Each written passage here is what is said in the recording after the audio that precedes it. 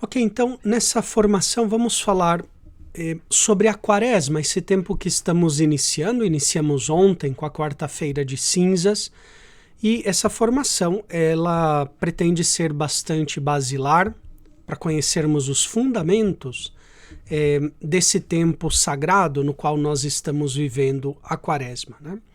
E para isso eu vou seguir os documentos litúrgicos em vigor na igreja, alguns deles, os principais, que falam justamente da quaresma, como nós podemos viver este tempo, né? Esse tempo sagrado onde a igreja, em certo sentido, se recolhe numa espécie de retiro espiritual, através da oração, da penitência, das obras de misericórdia, em preparação para a Páscoa, né? Então, a igreja, no seu ano litúrgico, que é muito rico, tem momentos de festas, momentos de solenidades, como a Páscoa, o tempo pascal, o tempo de Natal, por exemplo, mas também a igreja tem dias e tempos de penitência.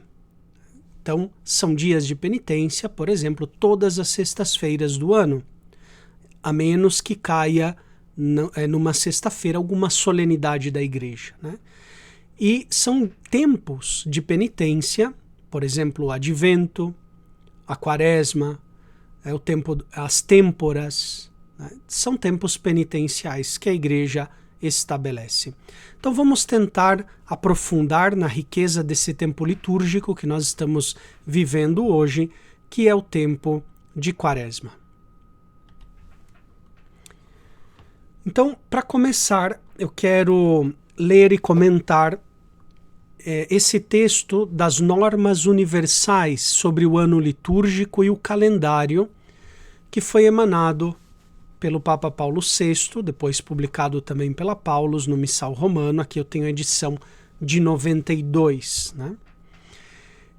Aqui nesse texto das normas universais a gente vai encontrar a descrição fundamental do que nós vivemos hoje na quaresma, né? Então, eu faço uma leitura rápida, com breves comentários, porque é aquilo que a gente já vivencia, né? Não tem aqui nenhuma novidade nesses números, porque de fato esses números aqui conformam o nosso agir, né? O nosso ser cristão durante esse tempo da quaresma, pelo menos depois do Concílio Vaticano II, né? Então diz assim: o tempo da quaresma visa preparar a celebração da Páscoa. Okay? Então, o tempo de quaresma, o objetivo principal é nos preparar para a festa mais importante do ano, que é a ressurreição de Jesus. Ok? Então, por isso a igreja se retira no deserto com Jesus durante 40 dias e 40 noites para orar, para fazer penitência, para praticar obras de caridade, em vista de chegar com o coração preparado para a Páscoa. Então, nós devemos ter primeiramente em vista isso, né? A quaresma não tem um fim, digamos assim, em si mesmo, mas é uma preparação para a Páscoa, um período de purificação necessário para chegarmos bem dispostos às festas da Páscoa. A liturgia quaresmal, com efeito, dispõe para a celebração pascal. Olha só o que diz, né? É uma disposição, uma preparação para as festas pascais. Tanto os catecúmenos, pelos diversos graus de iniciação cristã, como também os fiéis, pela comemoração do batismo e pela penitência. Ok? Então, a quaresma vai nos dispor para as festas pascais, tanto se a pessoa é um catecúmeno, ou seja, está se preparando para receber o batismo, e portanto os catecúmenos, no tempo da quaresma, fazem uma preparação toda especial, né? E também os outros fiéis já batizados acompanham os catecúmenos na sua penitência, na sua vida de oração, na prática das virtudes cristãs, né?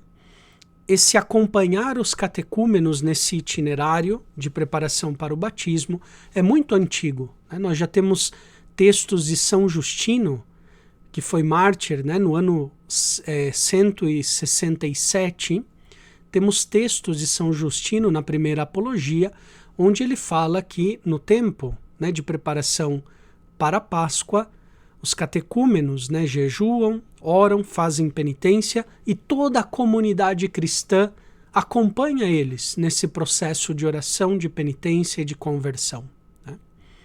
Então, em primeiro lugar, a Quaresma deve preparar o nosso coração para chegar bem purificados para a Páscoa.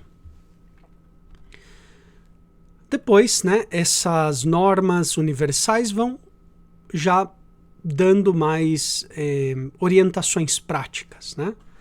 O tempo da Quaresma, como nós bem sabemos, vai de quarta-feira de cinzas até a missa na ceia do Senhor exclusive, né? Porque já a missa da ceia do Senhor já é o tempo do tríduo pascal, né? A gente já entra dentro do tríduo pascal a partir da missa in cena Domini, da ceia do Senhor, né? Então a Quaresma vai até antes aquela missa da ceia do Senhor, que é uma missa que se celebra de tarde, né? A tardinha, a hora de vésperas. Do início da Quaresma até a vigília pascal não se diz o Aleluia, né? Isso a gente já sabe, são coisas práticas que nós vivemos. Não se diz o Aleluia, né? Até mesmo a vigília pascal. Antigamente, né, antes do Concílio Vaticano II, alguns lugares tinham já o costume de cantar o Aleluia no sábado santo, até mesmo no sábado de manhã, né? Então, com a reforma do Concílio Vaticano II, se proíbe cantar o Aleluia até realmente a vigília pascal. Não se diz o Aleluia. Na quarta-feira de abertura da Quaresma, que é por toda parte dia de jejum, faz-se a imposição das cinzas. Então, a Igreja nos coloca 2 dias de jejum obrigatórios. Okay? Tem 2 dias de jejum obrigatórios, que é a quarta-feira de cinzas, que nós celebramos ontem, e também a sexta-feira santa, né? São dias de jejum obrigatórios para toda a Igreja, né? É claro que a Igreja sempre vai estabelecer um mínimo, né? O ideal é que nós jejuemos com mais frequência, sobretudo agora, no tempo da Quaresma, né? Quem está obrigado ao jejum da quarta-feira de cinzas e da sexta-feira santa?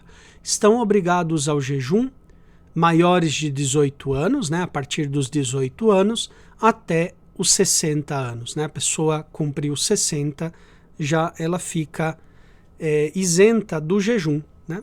Se ela quiser, claro, né? Se ela se sente com as forças necessárias, pode continuar sem problema nenhum, né?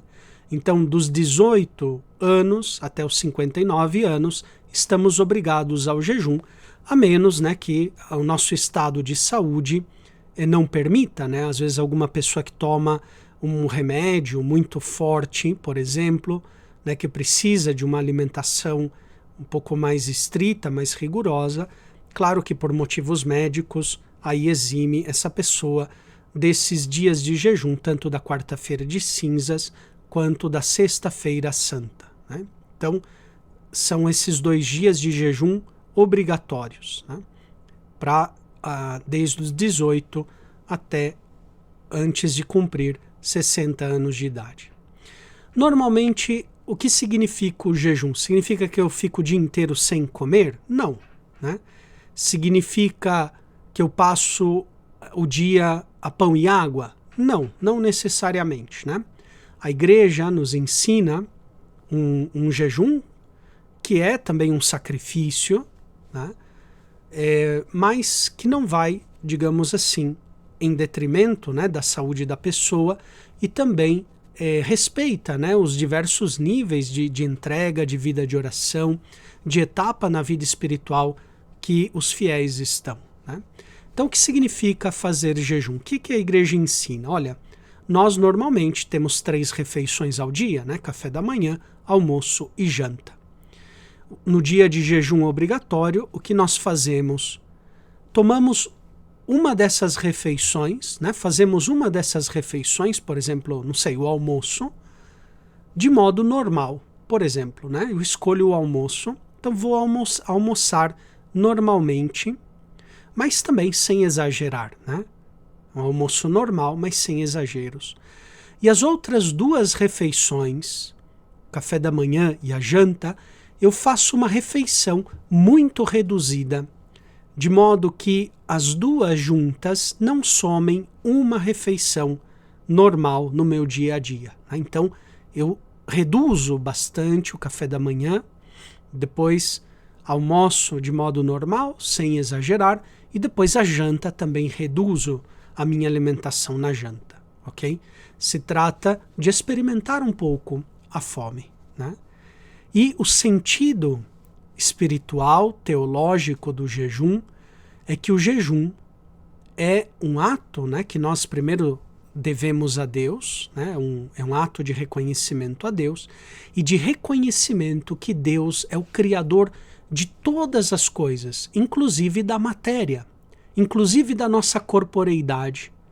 Então, quem jejua está reconhecendo que Deus tem o senhorio, tem o domínio de todas as coisas criadas, inclusive da matéria, da nossa corporeidade, né? Reconhecemos a Deus como Senhor do nosso corpo. Nós, no credo, rezamos, né? Cremos em Deus, Pai Todo-Poderoso, Criador do céu e da terra, de todas as coisas visíveis e invisíveis. Quando nós jejuamos, estamos reconhecendo que Deus não é só Criador do mundo invisível, da nossa alma espiritual, mas também Ele é o Senhor e o Criador da nossa matéria, da nossa corporeidade, e que nós devemos servir a Deus com o nosso corpo também. O jejum é uma forma de reconhecimento da soberania de Deus sobre toda a criação. Vejam como é importante jejuar. Além, o jejum também tem uma finalidade, além dessa finalidade teológica, espiritual, tem também uma finalidade ascética, nos ajuda a dominar as nossas paixões desordenadas, a reorientar o nosso coração a Deus nosso Senhor, voltando ao essencial. Muitas vezes nós nos perdemos em coisas supérfluas e o jejum faz com que nós voltemos ao essencial que é Deus, o único necessário, o unum necessarium, que é Deus, nosso Senhor. Então, o jejum é um ato de reconhecimento da soberania de Deus e, ao mesmo tempo, dispõe o nosso coração, as nossas tendências, reorienta as nossas paixões para o serviço de Deus, nosso Senhor. Além de o jejum ser uma grande força da oração. Quando nós jejuamos, a nossa oração ela se liberta dos nossos desejos mesquinhos, das nossas intenções desviadas do projeto de Deus. Então o jejum nos ajuda também a viver a humildade, nos humilha e nos ajuda a reconhecer que Deus é o nosso Criador. Então, a igreja estabelece esses 2 dias de jejum obrigatórios, na quarta-feira de cinza, sexta-feira santa, mas é importante que nós jejuemos com mais frequência, sobretudo na quaresma, às vezes nas sextas-feiras, dependendo da circunstância, cada um conforme a própria saúde, a própria generosidade, as próprias circunstâncias. É importante jejuar com frequência, e não só nos tempos penitenciais, mas durante todo o ano. Procurar reconhecer a Deus, oferecer esse sacrifício do nosso jejum. Na quarta-feira de abertura da quaresma, então, nós temos um dia de jejum e recebemos as cinzas. Aqui, uma coisa prática também, lembrando que a quarta-feira de cinzas não é um dia de preceito, Às vezes muita gente vem falar comigo, fala, padre, né? Estou muito triste porque não participei da missa da quarta-feira de cinzas, né? Tive que trabalhar, tive faculdade, escola, não encontrei horário para ir à missa, né? Não tive tempo para ir à missa, né? Não é um dia de missa de preceito obrigatório, né? O jejum é obrigatório, mas não é um dia de preceito, né? Isso é para que as pessoas saibam. Às vezes as pessoas se confundem e pensam que é um dia de preceito obrigatório, a missa da quarta-feira de cinzas. Depois, continua as normas universais dizendo: os domingos deste tempo são chamados primeiro domingo, segundo, terceiro, quarto, quinto, domingos da quaresma. Então nós temos aí 5 domingos do tempo quaresmal. O sexto domingo, com o qual se inicia a Semana Santa, é chamado Domingo de Ramos e Domingo da Paixão do Senhor, né? Então, Domingo de Ramos e Domingo da Paixão do Senhor. O Domingo de Ramos é o sexto, seria o sexto domingo da Quaresma, né? Então aí nós vamos ter 5 domingos. O quarto domingo é aquele onde a liturgia, né, por exemplo, a liturgia pode usar a cor rosada, o rosáceo, que significa essa alegria da salvação que se aproxima. Okay? É a cor usada justamente nesse domingo, que vai falar do júbilo, da esperança da redenção que se aproxima, no quarto domingo de Quaresma. A Semana Santa visa recordar a paixão de Cristo desde a sua entrada messiânica em Jerusalém, né? De fato, as leituras da missa durante a Semana Santa falam de Jesus em Jerusalém, desde, né, Domingo de Ramos, quando ele entra de maneira triunfal em Jerusalém, mas depois tudo o que vai acontecendo ao longo daquela semana, a última semana de Jesus fisicamente conosco neste mundo. Então a igreja acompanha Jesus nessa semana derradeira. Pela manhã da quinta-feira da Semana Santa, o bispo, celebrando a missa com os seus presbíteros, benze os santos óleos e consagra o crisma, né? Então tem a missa crismal, onde o bispo consagra os santos óleos do crisma na quinta-feira de manhã. E essa missa também é importante porque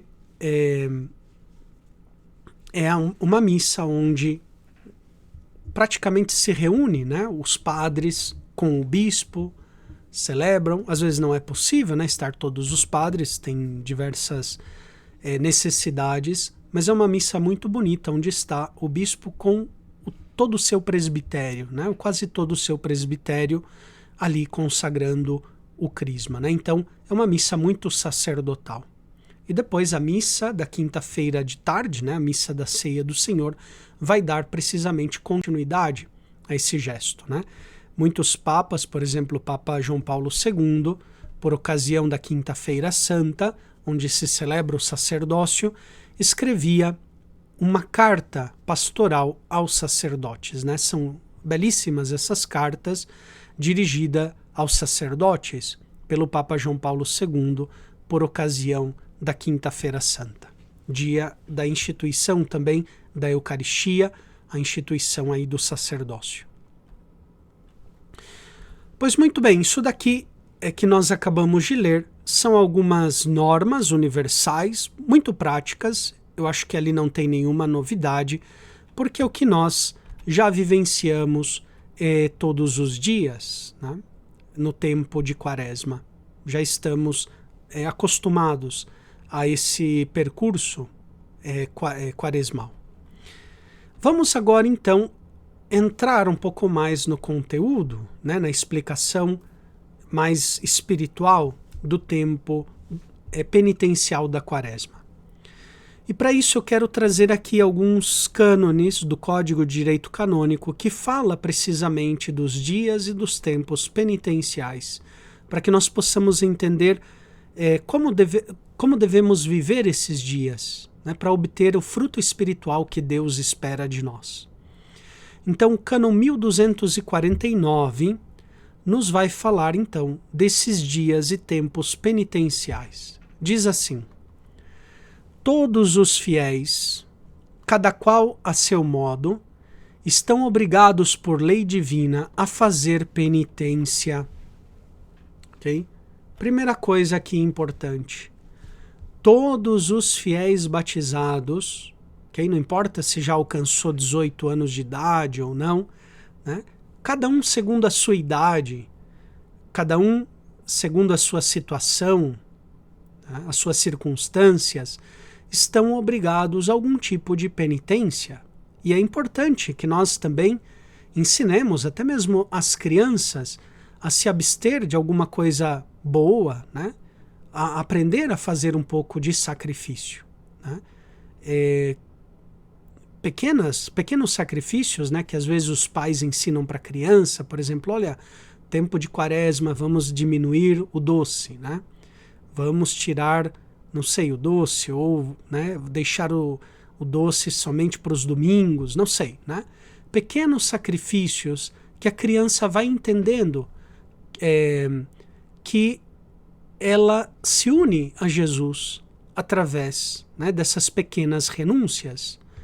Pequenas coisas, né, que além de fazer um bem para a saúde da criança, né, ou do adolescente, pode já ir preparando o coração da criança, do adolescente, a entregar coisas boas, né, saber renunciar até mesmo coisas boas para Deus, né, para que quando surjam coisas ilícitas, a criança, o adolescente, tenha forças espirituais para renunciar às coisas ilícitas, né? Então, todo batizado está obrigado a algum tipo de penitência.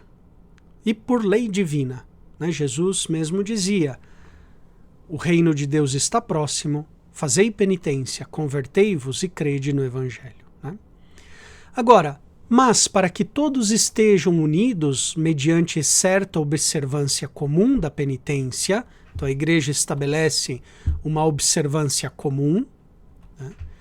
São prescritos dias penitenciais em que os fiéis se dediquem de modo especial à oração, façam obras de piedade e caridade, renunciem a si mesmos, cumprindo ainda mais fielmente as próprias obrigações e observando principalmente o jejum e a abstinência de acordo com os cânones seguintes, né? Então, olha só o que diz aqui. A igreja, então, para ajudar a todos, né, porque para não ficar assim simplesmente a um critério livre de cada um, mas a igreja estabelece alguns dias e tempos penitenciais.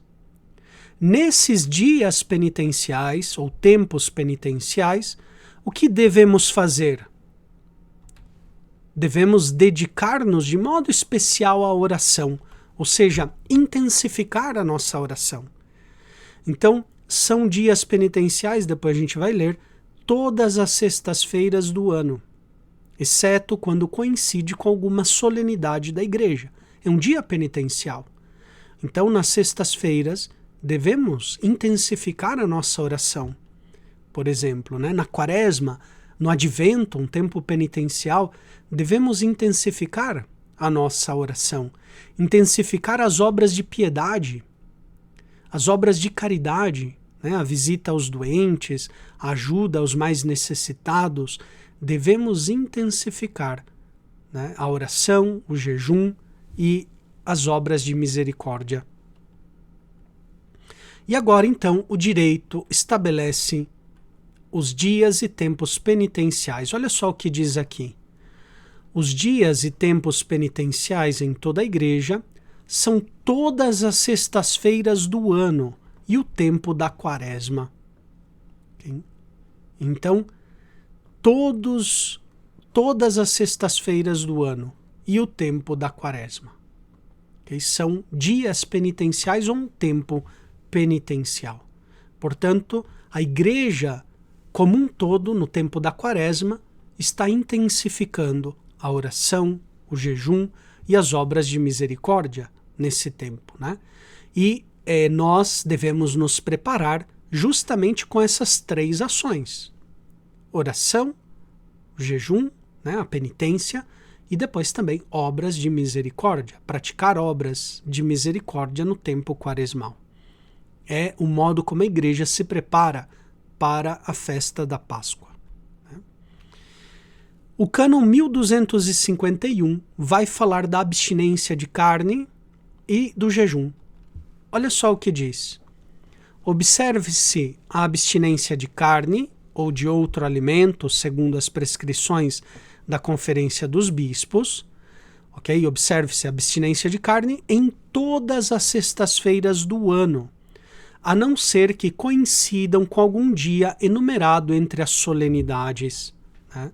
Então veja, a igreja não aboliu a abstinência de carne das sextas-feiras, todas as sextas-feiras do ano, a não ser que coincida com alguma solenidade da igreja, ok? Então, isso daqui muitas pessoas se esquecem, né? E a gente perde esse caráter sagrado da sexta-feira. É o dia da paixão de nosso Senhor, é o dia da nossa salvação, da nossa redenção, onde o Cristo padeceu na sua carne por amor a nós, né? Todas as sextas-feiras do ano nós recordamos, celebramos liturgicamente, pois a paixão de nosso Senhor Jesus Cristo. Portanto, se deve observar a abstinência de carne todas as sextas-feiras do ano, exceto quando coincide uma sexta-feira com alguma solenidade, né? Observem-se a abstinência e o jejum na quarta-feira de cinzas e na sexta-feira santa da paixão e morte do Senhor Jesus Cristo, né? Então, na quarta-feira de cinzas e na sexta-feira da paixão, além de um dia de abstinência, é também dia de jejum obrigatório, né? Então, quarta-feira de cinza, sexta-feira santa, nós devemos praticar abstinência de carne e o jejum, um dia de jejum, né? Conforme eu expliquei no começo, né, dessa formação, fazendo um jejum, experimentando um pouco, né, a fome também com os nossos irmãos mais necessitados e reconhecendo o senhorio de Deus nosso Senhor, ok? Então, todas as sextas-feiras do ano é dia de abstinência de carne. Agora, o cânon 1252, desculpe, depois o 1553 vai falar que a abstinência de carne nas sextas-feiras do ano pode ser substituída por algum outro exercício de piedade, de caridade ou de penitência, né? Chegaremos lá. Mas antes, o cânon 1252 falam daqueles que estão obrigados à abstinência de carne e à lei do jejum. Olha só o que diz, né? Estão obrigados à lei da abstinência, né, de carne, aqueles que tiverem completado 14 anos de idade. Então, a pessoa que já tem 14 anos de idade deve praticar a abstinência de carne, né, todas as sextas-feiras do ano. Estão obrigados à lei do jejum todos os maiores de idade, ou seja, a partir dos 18 anos, até os 60 anos começados, ok? Então, abstinência de carne a partir dos 14 anos, jejum a partir dos 18, né? Mas é bom, claro, que o adolescente, a criança, já vão se preparando, oferecendo algum pequeno sacrifício, algum pequeno capricho, algum pequeno gosto, já para renunciar a si mesmo e deixar, né, que Cristo reine nos seus corações. Todavia, os pastores de almas e os pais cuidem que sejam formados para o genuíno sentido da penitência também os que não estão obrigados à lei do jejum e da abstinência em razão da pouca idade, né? Então aí os pastores e também os pais devem já ir educando as crianças, os adolescentes, a pequenas renúncias, né, de coisas boas ou às vezes de coisas supérfluas, para que o coração da criança e do adolescente esteja cada vez mais preparado para receber o amor de Deus, né? E orientar as suas paixões também desordenadas, né? Então, é necessário aí uma educação, uma catequese para a penitência. O cânon 1253 vai estabelecer uma exceção da abstinência. E diz assim: a Conferência dos Bispos pode determinar mais exatamente a observância do jejum e da abstinência, como também substituí-la totalmente ou em parte por outras formas de penitência, principalmente por obras de caridade e exercícios de piedade, né?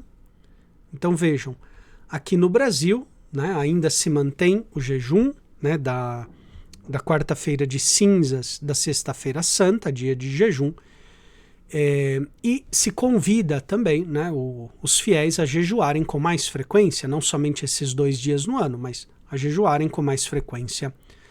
Agora, aqui no Brasil, a abstinência de carne pode ser substituída por alguma forma, outra forma de penitência, ou por algum outro exercício de caridade ou um exercício de piedade, ok? Por exemplo, né, aqui no Brasil, ok, eu vou comer carne na sexta-feira, tudo bem, né? Posso comer carne numa sexta-feira do ano? Posso, mas estou obrigado em consciência a substituir a abstinência de carne por algum outro exercício de penitência, de piedade ou de caridade, né? Por exemplo, ok, posso comer carne na sexta-feira? Né? O ideal é observar, né, a abstinência e não comer carne. Mas vamos dizer por alguma circunstância, alguma viagem, algum compromisso pastoral, visitando doentes, visitando famílias, não sei, né? É o que se tem para oferecer e naquele dia, pois eu sei que haverá, né, carne, por exemplo, para comer, né? Posso comer? Posso, mas devo depois substituir essa abstinência por algum outro exercício, né? Então, não sei, rezo o Santo Terço, né, como substituição, rezo o Terço da Divina Misericórdia, algum outro exercício de piedade, uma obra de misericórdia, aproveito para visitar um doente, visitar uma pessoa necessitada, ajudar o próximo, né, em algo que ele está precisando. Ou faço outro exercício de penitência, né, que me custe, que eu substituo. Aqui no Brasil fica a critério de cada fiel o tipo de substituição, né? Posso substituir. Agora, não posso substituir a abstinência de carne na quarta-feira de cinzas e também na sexta-feira santa, né? Não tem como substituir. As outras sextas-feiras do ano posso substituir, né? Mas o mais recomendado é não substituir, é buscar fazer abstinência de carne nas sextas-feiras, né? Agora, só para concluir esta formação sobre o ano litúrgico da Quaresma, eu trago aqui também 2 aspectos práticos do tempo quaresmal. Primeiro é sobre as flores no tempo de Quaresma. Olha só o que diz a instrução geral do Missal Romano, no número 305. No tempo da Quaresma, é proibido ornamentar com flores o altar, ok? Então está expressamente proibido a ornamentação com flores durante o tempo da Quaresma, sobretudo no altar, né? Excetuam-se, porém, o domingo letare, né, que é o 4º domingo da Quaresma, e os dias de solenidades e festas que caiam na quaresma. Por exemplo, 19 de março, solenidade de São José, posso ornamentar o altar com flores, né?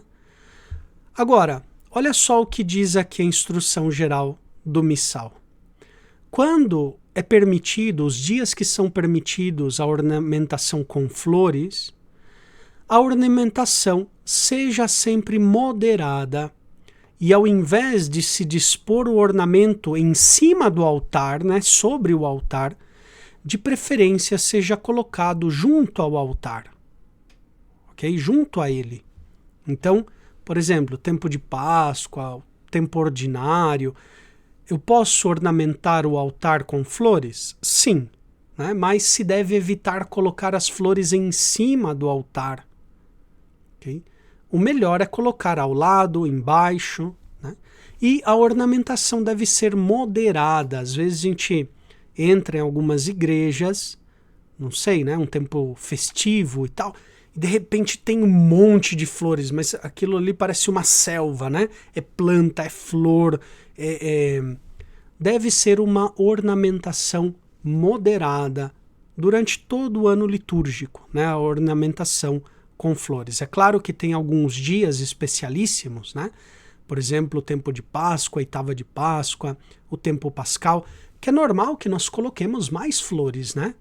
Porque é um dia festivo, então colocamos flores ao redor do altar, junto às imagens dos santos, na capela, na igreja. Isso está muito bem, né? Mas também sem exageros, né? Sem uma ornamentação abundante, que parece que a gente entrou, não sei, numa floricultura, não é uma igreja, parece uma floricultura. Tantas flores que tem dentro da igreja, né? Então, uma ornamentação moderada e evite-se de colocar flores em cima do altar, né? Ou outros objetos que não estão, digamos assim, não estão pensados para estar em cima do altar, né? No altar, a gente pode colocar os castiçais, as velas, né? Podemos e devemos colocar o missal e depois, né, as hóstias para a Eucaristia e o vinho, né, que nós colocamos o cálice, a patena, o cibório para consagração da Eucaristia, né? Se deve evitar outras coisas no altar, né? Ou outros tipos de alimento, ainda que sejam pão ou vinho ali, né? Se deve evitar colocar sobre o altar.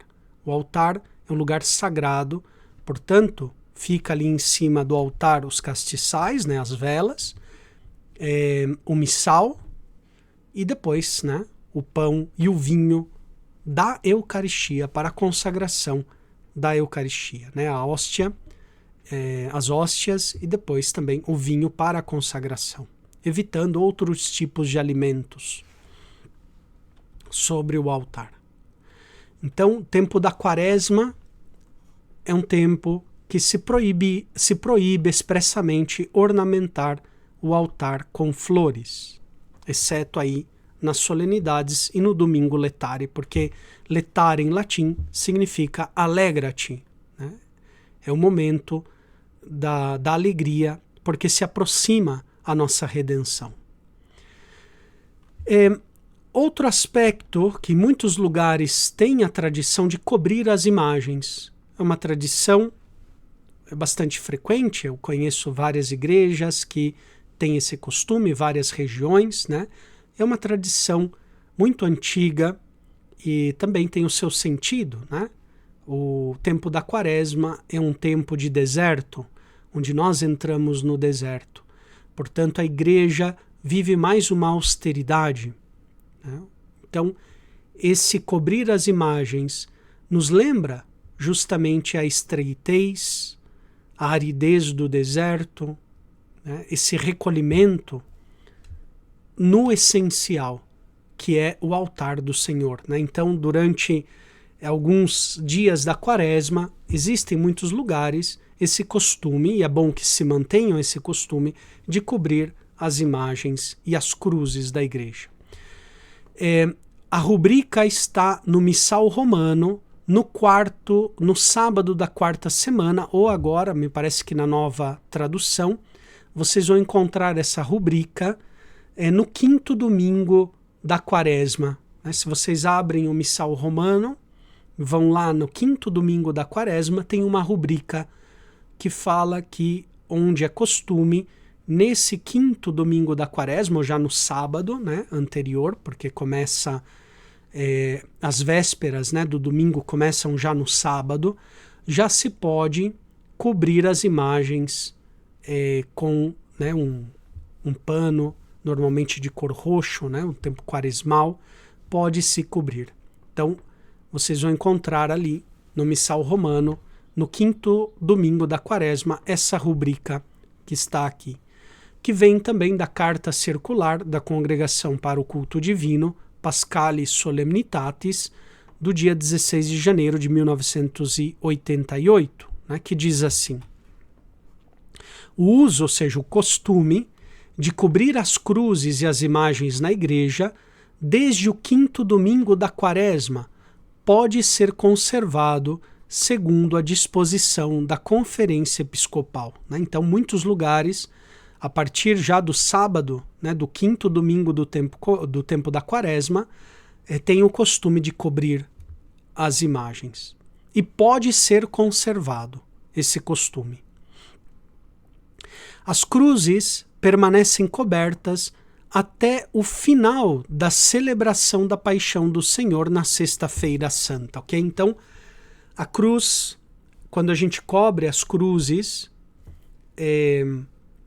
da igreja, a partir do quinto domingo de quaresma, elas vão ficar cobertas até o final da celebração da Paixão, né? Terminou a celebração da Paixão, da Sexta-feira Santa, onde tem a adoração da Santa Cruz, se pode já retirar, se podem descobrir as imagens da cruz. Né? Agora, as outras imagens, as imagens dos santos, as imagens de Nossa Senhora, elas permanecem cobertas até o início da vigília pascal, ok? Então, a cruz ela é descoberta na Sexta-feira Santa, terminada a celebração, enquanto que as outras imagens continuam ainda um dia mais cobertas, até antes da vigília pascal. Né? Então, antes de começar a vigília pascal, no sábado, né, à tardinha, ou já no sábado à noite, já se retiram todo o pano que cobre as imagens e já deixa a igreja preparada para a celebração da vigília pascal, né? Já pode também ornamentar com flores, né? A vigília pascal, o altar, as imagens dos santos, já deixá-las todas elas descobertas para a vigília pascal, ok? Então, nessa formação, quis ser bastante prático, seguindo um pouco as normas litúrgicas que nós temos em vigor, falando também de algumas tradições nesse tempo da quaresma, mas, digamos, a mensagem principal que esse tempo nos quer comunicar é precisamente esta. Né? É um tempo de recolhimento, onde a igreja se retira ao deserto com Jesus para orar, intensificar a vida de oração, para jejuar, ou seja, intensificar a nossa vida de renúncia das nossas paixões, do nosso orgulho, né? Da nossa sensualidade, e também intensificar as obras de caridade, de misericórdia, né? Visitar os doentes, ajudar os necessitados, tanto obras de misericórdia materiais, né, corporais, como também é tempo de praticar obras de misericórdia espirituais. Né? Então, o tempo da quaresma é um tempo que nos prepara para a festa mais importante do ano litúrgico, que é a festa da Páscoa, onde Cristo Jesus ele nos redimiu com o seu sangue na cruz.